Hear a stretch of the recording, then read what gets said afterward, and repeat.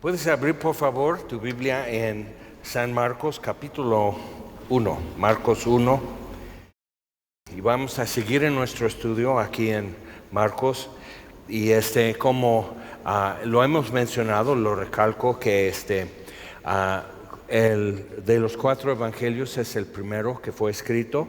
Se siente mucho como la brevedad de la narrativa, o sea que simplemente dice una cápsula y luego enseguida otra cápsula, y el movimiento en el Evangelio de Marcos no es pausado y no es lento, está así, está así, está así. Entonces cada encuentro, aunque haya sido largo, lo narra en una forma muy directa y va al grano, y más que nada se siente la urgencia y como la necesidad de quien lo escribe, de que el lector lo capte ya y que no se detenga, sino que lo capte y que sepa qué hacer con lo que leyó. Entonces, vamos a ver en capítulo 1, versículo 32. Que fue esto un día de reposo, saliendo de la sinagoga. Es interesante, Marcos no menciona 2 o 3 cosas. Esto pasa y fue un día de reposo, y saliendo de sinagoga fueron a casa de Pedro a comer, y rumbo a eso pasan por un trigal, sin tres tigres, pero ahí está el trigal. Entonces empiezan a arrancar espigas y a comer el grano que todavía estaba blandito, no tostado, ya seco. Entonces, y alguien ve eso, o sea, es una vida muy pública la de Jesús. Entonces alguien ve eso y dice: no está bien, no está permitido hacer esto en el día de reposo, que es como si cosecharas el trigo, entonces no puedes cosecharlo. Y es donde Jesús, por ejemplo, en Mateo explica que el día de reposo fue hecho a causa del hombre, no el hombre a causa del día de reposo. Pero aquí Marcos no narra esa parte, sino llega directo a casa de Pedro, y donde Jesús sana a la suegra de Pedro, y se levanta y enseguida empieza y les atiende y les hace de comer. Entonces, o sea, es como lo pone en un marco así, y vemos esto que está sucediendo, y luego sucede otra cosa. Llega la noche, versículo 32, luego que el sol se puso, o sea, ya con eso se termina el día de reposo, que es desde viernes al ponerse el sol hasta sábado ponerse el sol. Entonces, luego que el sol se puso, le trajeron todos los que tenían enfermedades. Entonces ya podían caminar desde más lejos, ya podían cargar a un enfermo en catre o algo así. Entonces ya no están, como por la tradición, quebrantando el día de reposo. El día de reposo especifica el mandamiento que no harás ningún trabajo usual. Entonces, cuando cargaron el paralítico ahí mismo en Capernaum, o sea, eso no era usual, o sea, no era lo que acostumbraban a hacer. Y un milagro, por definición, no es algo que sucede en cualquier momento. Entonces, que Jesús haga un milagro, 1, no es trabajo para él, y 2, no es de todo momento y todos los días. Entonces, simplemente, y Jesús queda así cada vez que confronta eso. Los judíos de 400 años sin profeta, entonces, y con interpretación y reinterpretación y comentario, y tratando de entender eso y formar una identidad nacional después de una generación en exilio, pasan 4 siglos y ya formaron su identidad, pero no era muy como coherente. Y en eso también había como mitología nacional, religiosa, acerca del Mesías, acerca del reino de Dios. Por eso en el Sermón del Monte Jesús repite tantas veces: el reino de los cielos o el reino de Dios es así. Y en las parábolas también que enseñó, la parábola del sembrador y otras parábolas, el reino de Dios es semejante a. Entonces empieza a poner contenido y poner sustancia en su mitología, y a corregir lo que está estaba de plano equivocado. Entonces están con eso, le traen los enfermos y a los endemoniados, que ha de haber sido muy interesante, y toda la ciudad se agolpó a la puerta y sanó a muchos que estaban enfermos de diversas enfermedades y echó fuera muchos demonios y no dejaba hablar a los demonios porque le conocían. Y Marcos simplemente lo comenta así, no les dejaba hablar porque le conocían. Y en otros evangelios amplía eso mucho más, que gritaban: ¿por qué nos atormentas? Es antes del tiempo, o sea, ya, ¿por qué estás aquí? O sea, sabemos quién eres. Entonces termina esa parte. Entonces toda la noche está haciendo eso. Levantándose muy de mañana, siendo aún muy oscuro, salió y se fue a un lugar desierto y allí oraba. Y le buscó Simón y los que con él estaban, y hallándole le dijeron: todos te buscan. Y él les dijo: vamos a los lugares vecinos para que predique también allí, porque para esto he venido. Entonces es interesante ver eso. Pedro es un hombre que actúa. Y a veces actúa muy mal, muy torpe, y habla, o sea, abre su boca y él así. Entonces a veces responde muy bien y a veces responde muy mal. Entonces, pero es importante ver eso, que si Pedro va a buscar a Jesús, los demás discípulos iban con él. Entonces por eso es tan importante, si vas a ser bocón y si vas a ser muy activo, que sepas a dónde vas. Ok, entonces vamos ya a versículo 38, dice: vamos a los lugares vecinos para que predique también allí, porque para esto he venido. Y predicaba en las sinagogas de ellos en toda Galilea y echaba fuera los demonios. Entonces imagínate eso, porque algunos lo que tratan de decir con eso es que no eran demonios sino enfermedades mentales. Pero entonces lo que tenemos es una psicosis social en Galilea.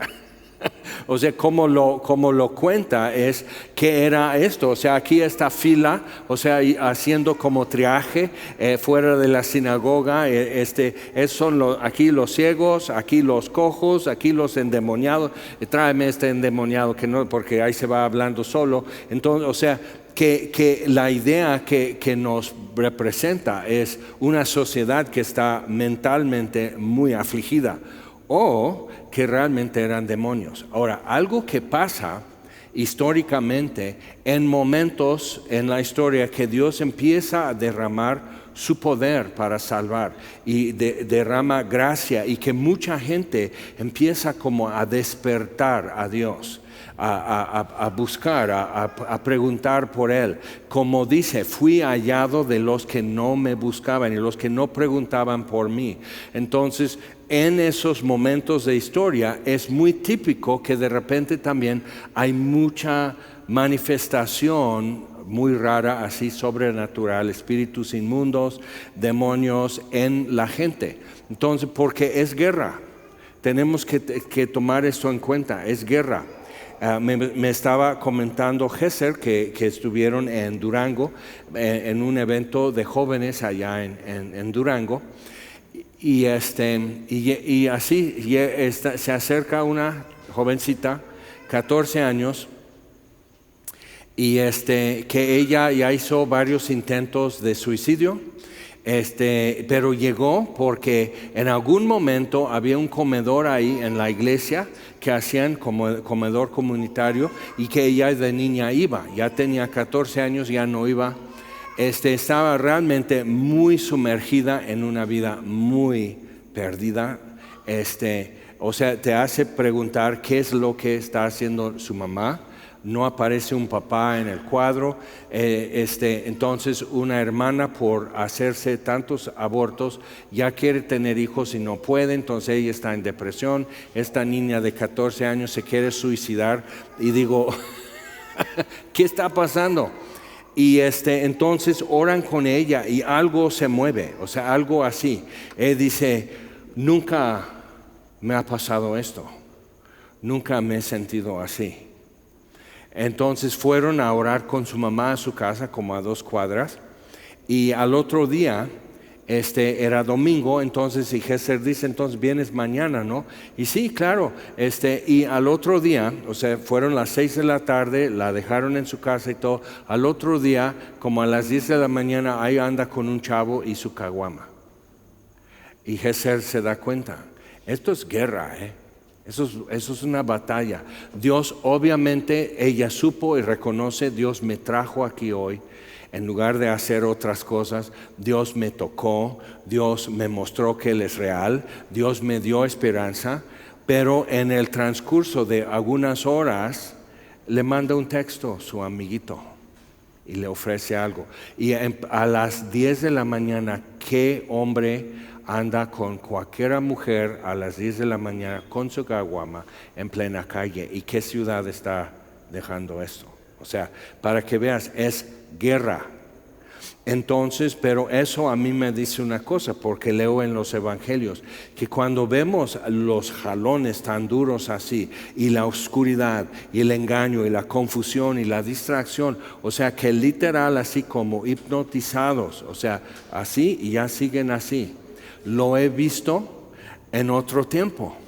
Cuando yo recién creía en Jesús, íbamos a evangelizar en las calles, en lo que era el malecón en mi pueblo, y era donde, o sea, ahí estaban, o sea, para perder tiempo y perder el alma, Pac-Man.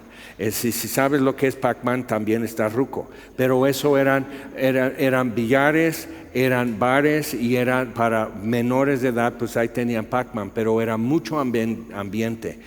Y sí, endemoniados y gente rara, y o sea, todo tipo de cosas así.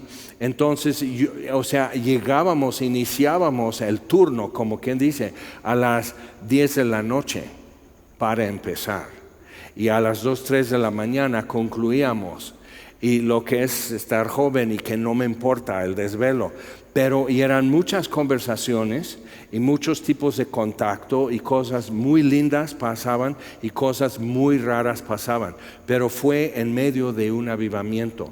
Y otros me comentaban en el sur de California, donde brotó lo que ahora una película está por salir aquí en México, que narra un aspecto de eso, que literal podrían estar en un estudio bíblico, porque donde quiera estaban con estudios bíblicos. Entonces, quiero estudiar, quiero más. Entonces, pues alguien abre su casa y se junta, y a rato 40 personas, a rato 60 personas, y ya pues dicen, pues tenemos que ver dónde, y es una iglesia. Y así estaba sucediendo en todos lados. Pero podrían estar en el estudio bíblico y alguien se para enfrente a la casa y empieza a gritar blasfemias y empieza a nombrar a las personas que están dentro de la casa, que no son los que viven ahí, sino que están ahí presentes para el estudio bíblico, y sabe quiénes son y les llama por nombre. Y dices, pues yo mejor voy a reunirme aquí, o sea, pero como muchos venían saliendo de drogas y de un ambiente muy pesado, no les sorprendía, porque ahí están con su Biblia abierta. Entonces 2 de ellos se levantan y ven esto, pues Jesús dice que expulsaba a los demonios. Entonces salen y dicen, pues Jesús aquí expulsa a los demonios, y yo también te digo, entonces vete de aquí. Y a veces sucedía, no sabían lo que estaban haciendo. Ignorantes hippies, ¿ok? No sabían lo que estaban haciendo. Pero veo esto, que Pedro y los demás no sabían lo que estaban haciendo. Ignorantes pescadores, no sabían. Pero Pedro dice, todos te buscan. Algo está pasando. Entonces sucede todo así, empieza a recorrer todo lo que es Galilea, pueblo por pueblo, cada sinagoga donde se juntaba la gente. Él iba, y en el momento de poder abrir las escrituras, él enseñaba. Y luego también sanaba sus aflicciones. Y como vimos la vez pasada con esto, si estás con dolencia, te cuesta poner atención. Si estás con alguna enfermedad, no puedes como trasladarte tan fácilmente. Y sobre todo, si estabas así, no podías ir a la sinagoga. Entonces, porque era una reunión pública.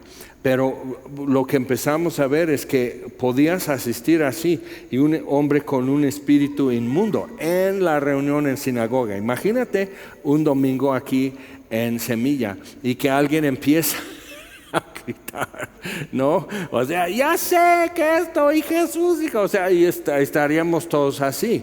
Entonces, y sabrías que en 8 días va a haber mucha gente nomás para venir a turistear y abrir la boca. Y ver qué hay. Entonces ve lo que pasa cuando Jesús hace eso, se junta más gente. Entonces Él sana sus dolencias, sana sus enfermedades, arregla sus problemas y les quita los impedimentos y los obstáculos para poder seguirle a Jesús. Esa es la razón. Entonces recorriendo todo Galilea, versículo 40. Vino a él un leproso, rogándole, e hincada la rodilla le dijo: si quieres, puedes limpiarme. Y esta frase aquí es muy importante, es muy hermoso. Este encuentro, siempre que lo leo, algo me brinca, Pero es importante para nosotros entender. Es una de las 3 formas que nos equivocamos, que tropezamos en la fe. Aquí es uno que no duda el leproso de que Jesús pueda hacerlo. Ya tenía evidencia por las demás cosas que Jesús había hecho, que sí podía. Su duda y donde tropezaba su fe es que si Él quisiera. Y entonces si te encuentras ahí también tienes que decir: ¿qué me hace pensar que no quisiera? Y sí tenemos que tratar eso, ¿no? Porque ahí está como tropezando tu fe y ahí estás y tomas un paso y vuelves a tropezar y así. Otro tipo de tropiezo de nuestra fe sucede con María y Marta, las hermanas de Lázaro, cuando él muere y Jesús viene llegando al pueblo y Marta sale y sí le confronta y dice: si hubieras estado aquí, mi hermano no habría muerto. Y entonces hay una conversación ahí, todo eso. Entonces ella va y llama a María. Y María, su hermana, va y sale y le dice lo mismo que Marta le había dicho, pero se lo dice tirada a los pies de Jesús. Y Jesús es conmovido con eso y le parte el alma y al rato ya empieza a llorar. Aunque él sabe que en unos minutos más va a levantar a Lázaro. Ahora viendo eso, el tropiezo que ellas tuvieron es que Dios no lo hizo como y cuando habrían pensado. Entonces nuestra fe tropieza cuando pensábamos que Dios lo haría así y no lo hace, entre comillas, a tiempo, o no lo hace del modo. ¿Por qué no lo hiciste así? ¿Por qué tanta vuelta, Señor? Otro ejemplo de eso que podemos tomar, uno que tus hijos están viendo ya en Club Semilla, acerca de Amy Carmichael. Están estudiando misiones en la India y la historia y qué es lo que Dios hizo, grandes cosas en otros tiempos y sigue haciendo. Pero Amy Carmichael, de niña, nació en Irlanda. Toda su familia tenía ojos azules, que es muy común en irlandeses, y ella tenía ojos oscuro castaño. Entonces ella oró muy niña, así muy confiada en Dios, que Dios le concediera eso, y en el nombre de Jesús, o sea, con una mamá que le enseñaba la Biblia, entonces que Dios cambiara sus ojos a azul. Entonces se levanta en la mañana y ve en el espejo y no pasó nada. Ahora, la única vez cuando yo era niño que quedamos en un grupo para niños, íbamos a una iglesia episcopal anglicana, mi papá quería como algo más formal y más así litúrgico, y una vez nos quedamos así. Entonces fui iba con los de segundo de primaria, entonces tendría yo 7, 8 años. Entonces ahí estoy. Y habló la maestra de ese caso. Y es como un semáforo que si está en verde, Dios dice sí. Si está en rojo, Dios dice no. Pero Dios dio una respuesta. O sea, no es que Dios no contesta mi oración. Sí dio la respuesta, no. Pero si está amarillo, sobre todo sabemos aquí que se descomponen o algo así. Entonces llegas a un punto y está parpadeando el semáforo, te dice una cosa, o sea, aquí con cuidado, así procede con precaución. Entonces Dios sí contesta. Y eso a mí me marcó, yo así de chamaquito, pero yo me quedé así. O sea, me pregunto, ¿qué habría sucedido si me hubieran llevado cada 8 días con esa maestra? Pero pues así no fue. Entonces, viendo eso, Amy Carmichael, ya de adulto, ya como misionera en la India, ella descubre, una niña llega a donde ellas vivían y empieza a decir y que vino a jugar y les escuchaba cantar o algo así, pero una niña y muy así, y de repente empieza a hablar del Dios, que ella está casada con el Dios y que ella sirve al Dios, y pues es una niña bastante pequeña. Entonces, o sea, poco a poco Amy Carmichael va descubriendo que o sea, que los papás vendían a sus niñas a los templos paganos. Porque tener hijos sí, porque ellos trabajan para la familia, y tener muchas hijas pues salen sobrando. Ve lo que pasa cuando siempre culpan al cristianismo por lo que pasa en las sociedades, pero checa eso. Cuando llega el evangelio, esas prácticas malvadas terminan. En la China, en los muros, en las ciudades, tenían torres y eran para basura, y podías pasar. La esposa de Billy Graham, cuando era niña, era hija de misioneros en la China. Entonces, de niña iban pasando y se oían chillidos de bebés, ¿okay?, en la basura. Entonces, o sea, no has tenido que ver estas cosas, pero entonces ahí están y diciendo, frente a tal oscuridad impenetrable, ¿cómo vas tú a decir, no, pero es que Dios ama a los niños? Y ellos van a decir, si ama a los niños, ¿por qué nos morimos de hambre? Entonces, ¿qué haces? Pues entonces ella se pone a investigar y se viste como hindú y usa así y cambia el color de su piel para no ser tan güera. Entonces ya se ve como de casta alta, y con sus ojos cafés nadie sospecha. Y con sus compañeras cristianas de la India le enseñaron bien, ya sabía caminar, ya sabía bajar la mirada, ya sabía, o sea, todo. Entonces se pone aquí, está en mercados, empieza a darse cuenta lo que está pasando. Y ella empezó a trabajar y orar, y rescataron muchos niñas y niños, y después hicieron ilegal la práctica. Pero hubo mucha resistencia, mucha guerra. Un hombre que trabajaba con ellos, que empezó como a interesarse en el evangelio, lo envenenaron y tardó días en morir, con quién sabe qué veneno, gritando en agonía. Entonces, o sea, eso es oscuridad. ¿Qué era tu problema esta semana que has estado luchando? O sea, ponte a pensar lo que es esto, y todo te dice, ya vete de aquí. ¿Qué haces aquí? Aquí no puedes hacer nada. Si eso me pasó en Tehuacán, donde Cristo es nombrado, imagínate a la India hace más de un siglo. Entonces, todo así pasando, pero entonces, ok, es guerra. Eso no se deja. Vas a tener que pararte enfrente, vas a tener que decir, arráncate montaña y échate al mar, y a ver si tienes fe como un grano de mostaza. A ver si tienes eso. Entonces sí tenemos que estar viendo en esto, porque estos hombres sabían de esto, pero era como que, no, pues tiene así, pues tiene un espíritu, algo pasa, es Pepe loco, pues sí siempre habla solito y hace gestos y camina por todos lados, y a día y noche ahí lo vemos. Y entonces, sí, pero llega Jesús y ya, ahora sí, ya es abierto. ¿Qué haces con nosotros, Jesús, Hijo del Altísimo? Y la gente así. Jesús no les dejaba hablar porque quería que la gente llegara a entender quién es por las Escrituras y no por el testimonio de un demonio que es mentiroso. Entonces, viendo todo eso, sí tenemos que decir, órale. Entonces, Dios no le contestó a Amy Carmichael porque Dios nunca prometió en su palabra cambiar el color de ojos. Entonces a veces estamos como creyendo en Dios, es mi promesa, pero si Dios no lo prometió, no, pero aquí dice en Isaías 54, es una promesa al pueblo de Israel. ¿Eres israelita? No. Busca otra promesa.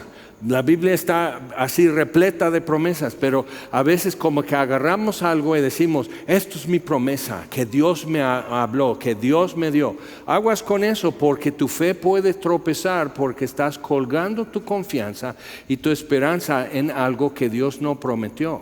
Y luego le juzgas infiel o inconfiable porque no cumple lo que fue tu expectativa, pero Él nunca te prometió. Entonces, ¿por qué le metes demanda? ¿Okay?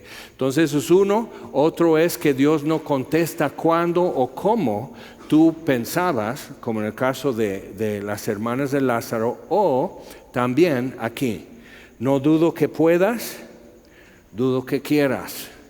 Entonces, regresando a eso, tenemos que preguntarnos, entonces, ¿hay algo que yo sé que Dios lo puede hacer? Lo cantamos, yo sé que tú mueves montañas,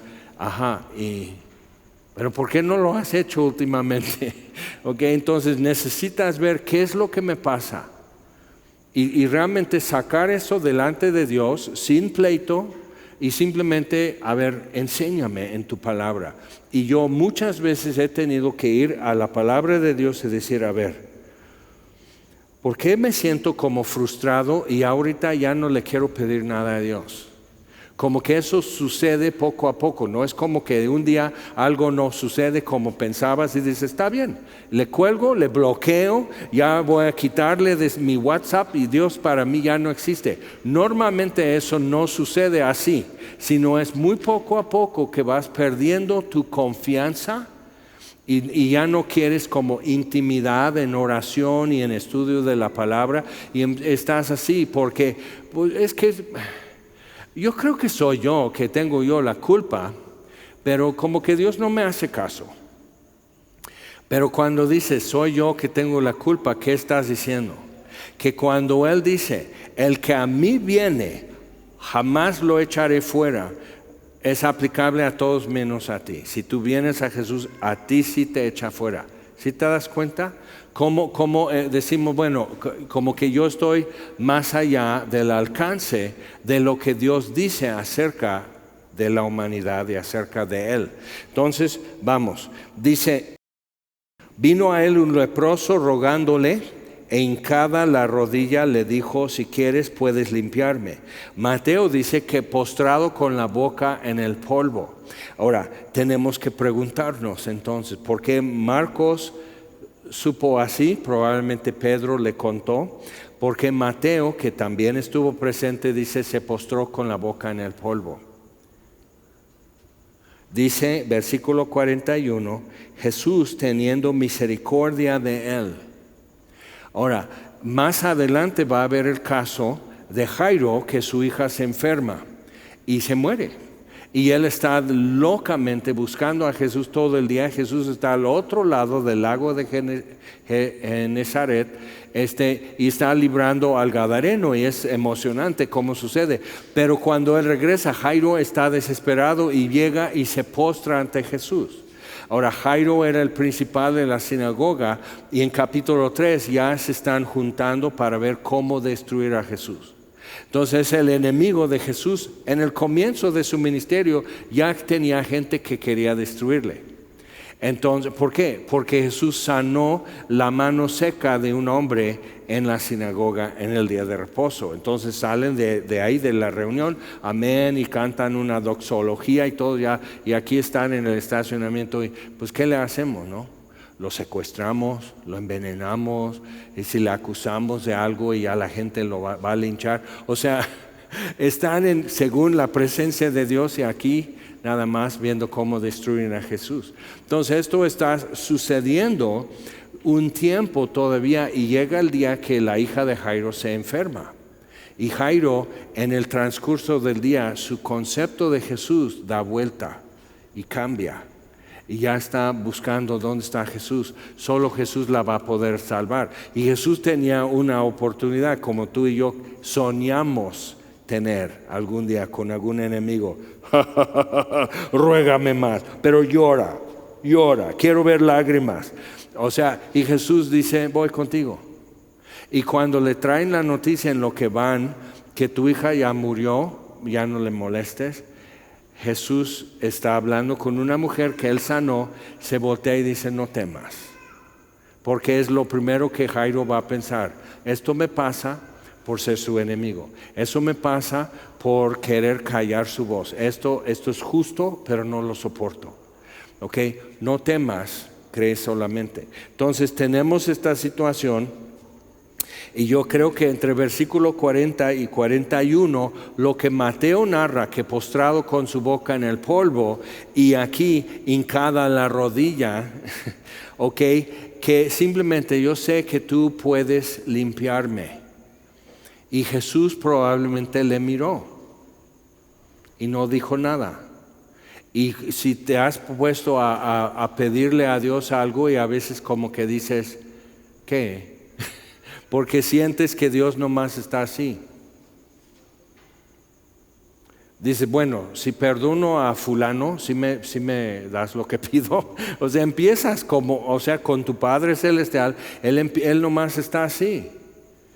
Porque la sociedad veía a los leprosos como azotados y rechazados por Dios, por pecado secreto.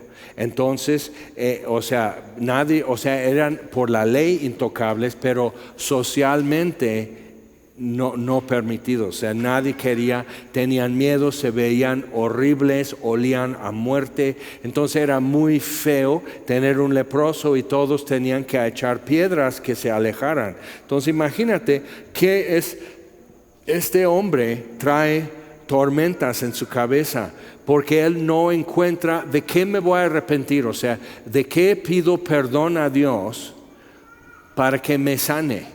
Y nadie ha sabido de un leproso que sane. Entonces están así, o sea, es una sentencia de muerte y ojalá me matara ya Dios. O sea, si ya hice algo imperdonable, entonces que me mate de una vez. Entonces, pero así le nace una esperanza al ver lo que Jesús ha hecho con otros y dice, ¿qué puedo perder si le pido? Pero imagínate, él se acerca a Jesús y la gente así, se aleja y están así murmurando, ¿y qué hace esto aquí? Que no sabe su lugar, que aquí no es, y que hay niños presentes y una mujer embarazada y todo eso, que se ponga cubreboca al menos y sana distancia. Y no. Entonces, así está pasando esto. Entonces él se atreve a acercarse a Jesús. Eso es tremendo en sí, que se atreve a acercarse a Jesús y decirle. Y tenían que taparse la boca y gritar, inmundo, inmundo. Y él así con la boca en el polvo. Por eso creo que hay una fusión en esto de que él llega y se hinca y luego pone su boca en el polvo. Porque el problema, si estaba lleno de lepra, es que probablemente ya le faltaban dientes. Los labios están siendo consumidos porque empieza a notarse más en mucosas, sus ojos mal, así como ojo de pescado y rojo, igual comiéndose, su nariz deforme, sus dedos deformes, oliendo a muerte porque sus órganos vitales también se están consumiendo por la lepra. Entonces él está así y es vergonzoso. O sea, si simplemente tú comes un pescado a mojo de ajo, entonces estás en una conversación y te das cuenta que la persona toma un paso atrás y está así, entonces dice, es mucho ajo, ¿verdad? O sea, imagínate, ¿huele a ajo qué? Esto huele a muerte. O sea, así, y la gente así, y sus llagas y con sus vendas y pus y todo eso, o sea, es un espanto, es una pesadilla frente a ti. Y él dice, sí, soy una pesadilla, soy insoportable, soy su muerte, soy la calaca. Entonces eso es una realidad para ellos. Y parte de lo que pasa es una forma de detectar cuando todavía no se presentan otros síntomas más visibles que manchas blancas en la piel. Muchos que tienen eso no es lepra. Entonces, pero empiezan a verse de cierta forma y lo que pasa es que se queman con un cigarro o con el comal o algo así y pierden sensación en los dedos y en la piel.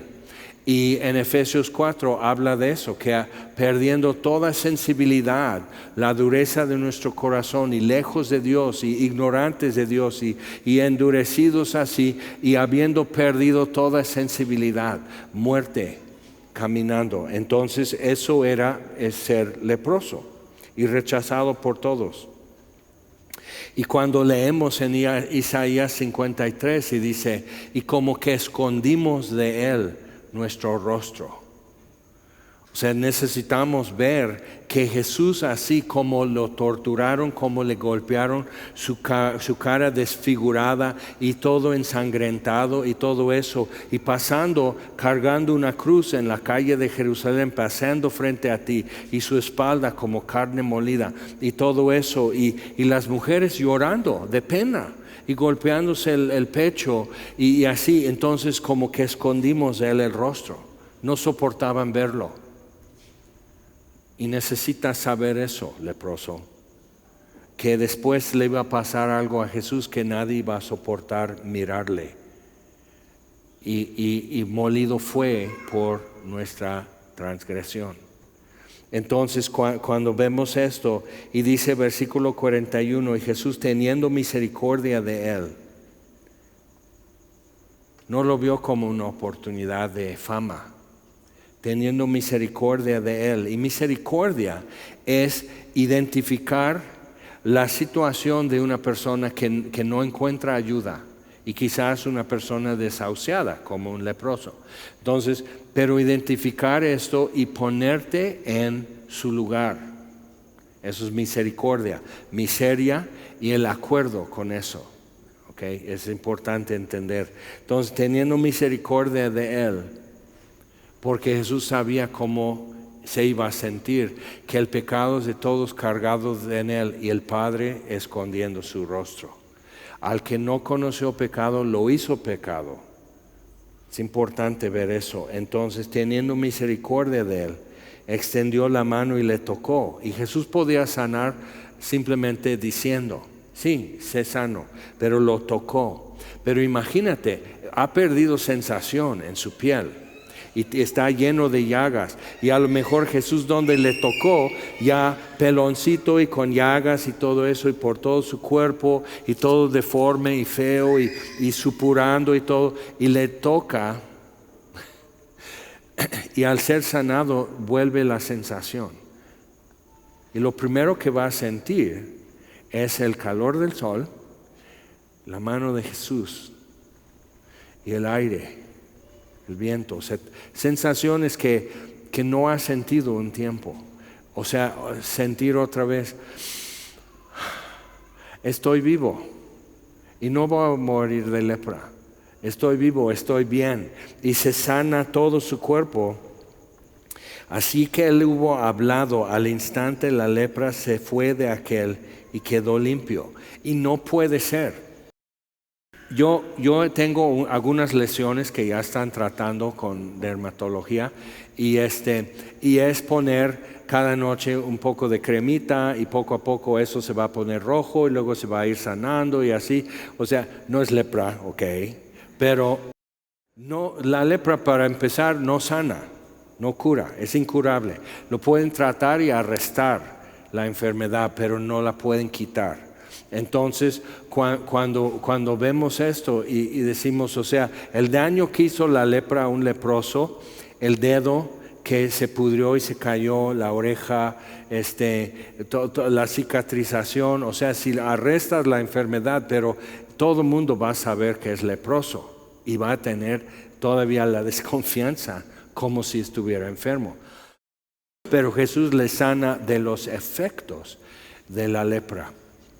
En Isaías habla de que desde la corona, o sea, desde la cabeza hasta la planta de los pies está lleno de llagas, y eso es una imagen de lepra. Y dice, aunque tu pecado fuera rojo como carmesí, como estambre rojo, que ya para blanquearlo nunca vas a, o sea, lo más que puedes tener es como color rosa. pero ya no va a ser estambre blanco. Entonces quedará más blanco que la nieve. Entonces es importante ver eso, que Él sanó no solo la enfermedad, sino los efectos de la lepra, y la lepra siendo imagen de pecado. Y por eso Dios trata así, aislados, separados, rechazados. Todo lo que toca a un leproso, esa cosa se tiene que ser quemada, o pasado por fuego. Si es metal, que lo pasen por fuego para purificarlo. Entonces imagínate, o sea, dices, sí, me voy porque mi familia contaminada, entonces me voy, pierdo todo. Y Jesús se lo devolvió. Pero hay una ceremonia que tenían que hacer, y Jesús dice, Jesús le encargó rigurosamente y le despidió luego y le dijo, mira, no lo digas a nadie, sino ve y muéstrate al sacerdote y ofrece por tu purificación lo que Moisés mandó para testimonio a ellos. Ahora, en la ley, en Levítico 14, hay toda una ceremonia que se tiene que hacer. Primero, tiene que decir, a examinarse, ¿verdad que no tengo lepra? Ya no hay llagas, no hay nada presente, visible. Ok, entonces se tiene que rasurar todo el cuerpo y queman el pelo. Entonces sale y vive fuera del campamento o de la ciudad una semana más. Y regresa y lo vuelve a examinar el sacerdote y ya lo declara limpio. Luego ofrece un sacrificio. Te invito, lee Levítico 14 porque es muy raro lo que hacen y cómo lo hacen. Pero entonces, ya que esto se ha hecho, entonces toma de la sangre de una ave que sacrificaron en un vaso de barro. Entonces toman de esa sangre y le pone así la sangre en el lóbulo de su oreja derecha, del pulgar de su mano derecha y del dedo gordo de su pie derecho. Luego le unge con un poquito de aceite, le unge la cabeza con el aceite. Luego con el resto del aceite, entonces va y hacia el lugar santo, está el velo, entonces hacia el lugar santo 7 veces echa una gota de aceite. ¿Y eso qué? Pero cuando lees en Levítico 8, anótalo si quieres comparar. En Levítico 8 es la ceremonia cuando Dios establece a Aarón y sus hijos como los sacerdotes. Entonces cada generación de sacerdotes, cuando ya alcanzan mayoría de edad, tienen que ser ungidos de la misma forma. Y es en miniatura lo que hacían con el leproso, lo que harían con el sacerdote. Entonces ahí sí es un cuerno, y como dice en el Salmo 133, el aceite se va escurriendo por su cabeza, por su barba, por su túnica y hasta los pies del sumo sacerdote. Entonces, viendo eso, y aquí era con un poquito, y el sacrificio es más pequeño, todo es como en miniatura del sacerdote, pero el sacerdote es imagen de nuestro sumo sacerdote Cristo.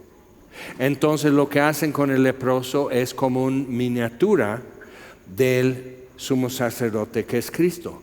Entonces cuando empezaron a decir cristianos en Antioquía, en el libro de Hechos, era la forma de decir como diminutivo Cristo, Cristitos, porque hablaban siempre de Jesús, el Cristo, y Jesús, el Cristo. Entonces dicen, ay, esos Cristitos, miniatura del Salvador.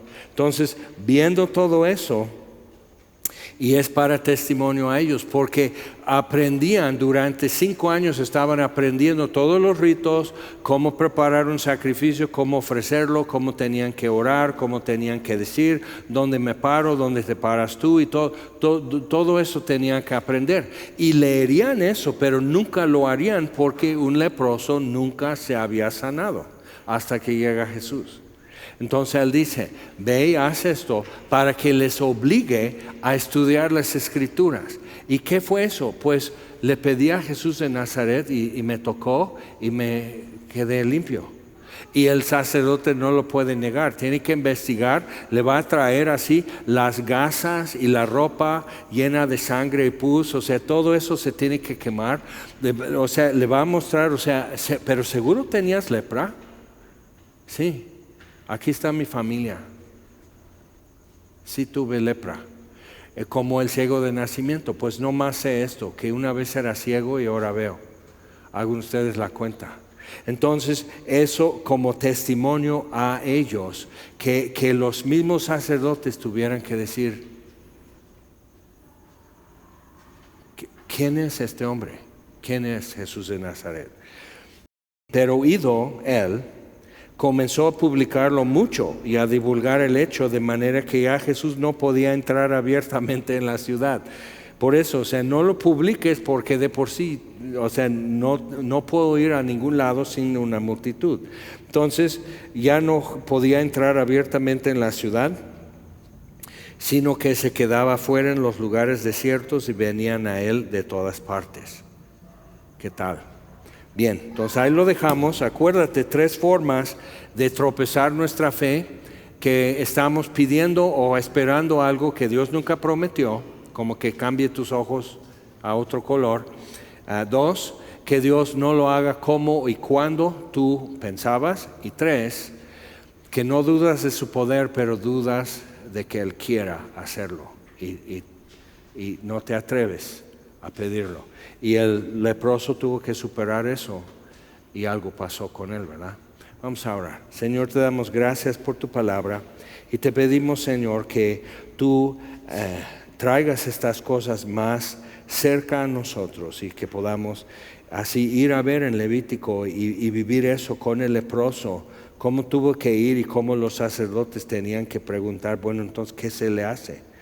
Porque nadie tuvo que presentar ese examen en el curso hasta ese día.